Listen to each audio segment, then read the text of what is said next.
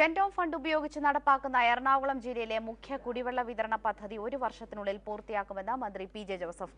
ജില്ലയിലെ ജനപ്രതിനിധികളുടെയും ജലവിഭവ വകുപ്പ് ഉദ്യോഗസ്ഥരുടെയും യോഗത്തിലാണ് തീരുമാനം. ജെൻഡോം ഫണ്ട് ഉപയോഗിച്ച് നടപ്പാക്കുന്ന കുടിവെള്ള വിതരണ പദ്ധതിക്കായി പിറവം മുളന്തുരുത്തി റോഡ് പൊളിച്ച് പൈപ്പിടാനുള്ള നടപടികൾ ഉടൻ ആരംഭിക്കും. പൊളിക്കുന്ന റോഡിന്റെ പുനർനിർമ്മാണം 6 മാസത്തിനുള്ളിൽ പൂർത്തിയാക്കുമെന്ന് മന്ത്രി പി.ജെ. ജോസഫ് വാർത്താസമ്മേളനത്തിൽ അറിയിച്ചു. 210 കോടി രൂപ ചെലവ് വരുന്ന ഈ പദ്ധതിക്ക് നമുക്കിപ്പോൾ മെയിൻ ഒരു പൈപ്പ് ലൈൻ ഇടാനുള്ള പ്രശ്നമാണ് ഇന്നിവിടെ ചർച്ച ചെയ്തത്. അത് പിറവത്തുനിന്ന് മുളന്തുരുത്തി വഴി ഉള്ള പൈപ്പ് ലൈൻ ഏറ്റവും ഇടാൻ തീരുമാനമെടുത്തിട്ടുണ്ട്. വൈപ്പിൻ ചേരാനല്ലൂർ കുടിവെള്ള പദ്ധതികൾ സമയബന്ധിതമായി പൂർത്തിയാക്കും. ഇൻഫോ പാർക്കുമായി ചേർന്ന് 31 കോടി രൂപയുടെ കുടിവെള്ള പദ്ധതിയാണ് തൃക്കാക്കരയിൽ ലക്ഷ്യമിടുന്നത്. വാഴക്കുളം, കിഴക്കമ്പലം, ഇലഞ്ഞി, വാരപ്പെട്ടി, ആവോലി, മൂക്കന്നൂർ, കറുകുറ്റി തുടങ്ങിയ 12 കുടിവെള്ള പദ്ധതികൾ 100 ദിവസത്തിനുള്ളിൽ കമ്മീഷൻ ചെയ്യും.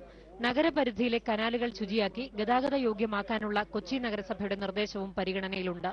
സീപോർട്ട് എയർപോർട്ട് ജലപാതയുടെ പ്രാഥമിക ഘട്ട പ്രവർത്തനങ്ങൾ 100 ദിവസത്തിനുള്ളിൽ തുടങ്ങുമെന്നും പി.ജെ. ജോസഫ് അറിയിച്ചു.